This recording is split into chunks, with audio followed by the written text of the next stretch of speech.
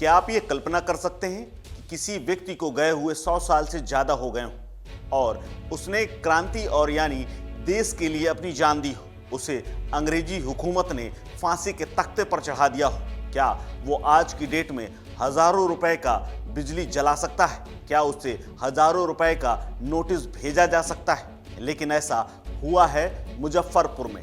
जी हां, बिहार के मुजफ्फरपुर में खुदीराम जो कि शहीद हुए थे, उन्हें 1 लाखों रुपए का बिल भेज दिया गया है। जब खुदीराम शहीद हुए थे तब उनकी उम्र 18 साल 8 महीने और 8 दिन थी।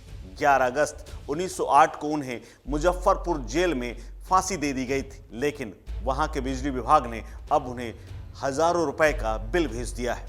नमस्कार, मेरा नाम है कुलदीप द्विवेदी और आप देख रहे हैं वन इंडिया हिंदी। ये कमाल मुजफ्फरपुर में हुआ है। कहा तो ये जाता है कि शहीदों के मज़ारों पर लगेंगे हर बरस मेले, वतन पर मरने वालों का बाकी यही निशान होगा। ये उन जवानों के लिए और क्रांतिकारियों के लिखा गया था जिन्होंने देश की आज़ादी के लिए अपने प्राण आहुति दे दी और उन्होंने हंसते खेलते हुए फांसी के फंदे को चूम लिया, जिन्होंने अपना जीवन देश की आज़ादी के लिए हंसते हंसते न्यौछावर कर दिया। उन शहीदों को हम याद करते हैं हर साल।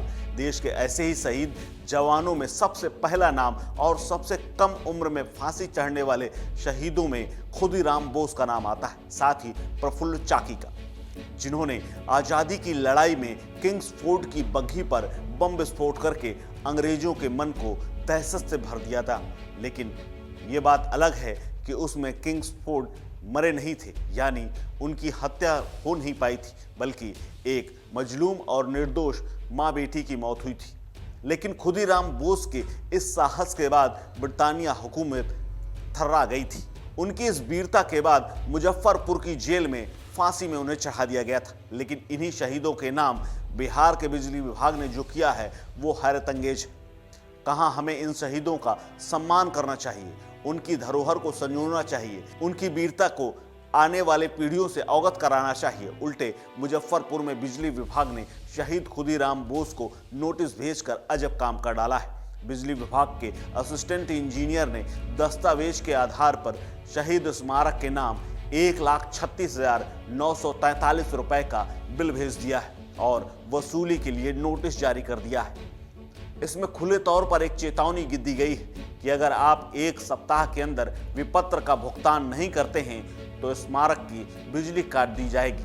जब आप बकाया विपत्र का भुगतान करेंगे तो नए कनेक्शन की राशि भी आपको चुकता करनी पड़ेगी, यानी आप अंधेरे में, यानी खुदीराम बोस का स्मारक अंधेरे में रहने के लिए तैयार रहे। इससे बड़ा सवाल तो ये उठ गया है कि बिजली विभाग के उस अफसर पर ही, उसके ज्ञान पर ही सवाल उठ रहे हैं, क्योंकि क्या उसे इतना भी नहीं पता है कि जिसका शहीद स्मारक है वो कैसे बिल का भुगतान कर सकता है और उस पर कैसे उन्होंने बिजली बिल का बिल भेज दिया गया।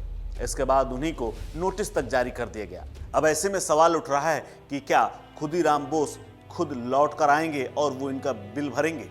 ये भी तय है कि अगर बिजली विभाग ने स्मारक स्थल की बिजली काटी तो इसमें बड़े पैमाने पर विरोध होना भी तय हो गया है। लेकिन इस हरकत के बाद कोई भी जल्दबाजी करने से पहले विद्युत विभाग और जिला प्रशासन को आपसी सामंजस्य बैठाने की बात की जा रही है। ये बात अलग है कि अगर बिजली का बिल है तो नोटिस किसके नाम जाएगा, लेकिन यहाँ जल्दबाजी में एक शहीद का नाम ही डाल दिया गया, जिसके बाद लोग ये कह रहे हैं कि ये खुदीराम बोस जैसे शहीदों का अपमान किया गया है। अगर हम खुदीराम बोस की बात करें तो आपको बता दें कि अंग्रेज अफसरों के क्लब से फारिग होकर किंग्सफोर्ड अपनी बग्घी से घर के लिए निकला करते थे। उन्हें इस बात की, खुदीराम बोस और उनके दोस्त को इस बात की ताकीद थी। तभी रास्ते से एक सुनसान जगह से जब उनकी बग्घी निकल रही थी तो उस पर बम फेंकने की तैयारी की गई। कई दिनों तक तैयारी की गई, बम बनाया गया और उसके बाद जिस दिन तय था उस दिन ले जा करके खुदीराम बोस और प्रफुल्ल ने, दोनों ने बम फेंका और दोनों अपनी अपनी तरफ भाग गए। लेकिन बदकिस्मती देखिए कि उसमें किंगस्टन नहीं थे, जबकि उसमें 2 महिलाएं थीं जिनकी बम लगने से, यानी बम फटने से उनकी जान चली गई थी। इसके बाद प्रफुल्ल एक तरफ भागे और खुदीराम बोस एक तरफ, लेकिन उन्हें गिरफ्तार कर लिया गया, जबकि प्रफुल्ल ने खुद को गोली मार ली और उन्हें मुजफ्फरपुर जेल लाकर फांसी की सजा सुनाई गई। तब से लोग हमेशा उनको याद करते हैं और उनकी बहादुरी को याद करते हैं। इसी याद के लिए उनका स्मारक बनाया गया था, जहां पर ये बिजली जल रही थी। अब उस बिजली विभाग ने उस स्मारक को बिल भेज दिया है। अब देखना है इसका निपटारा कैसे होता है। इस खबर में फिलहाल इतना ही। अपडेट्स के लिए बने रहिए वन इंडिया हिंदी के साथ। नमस्कार।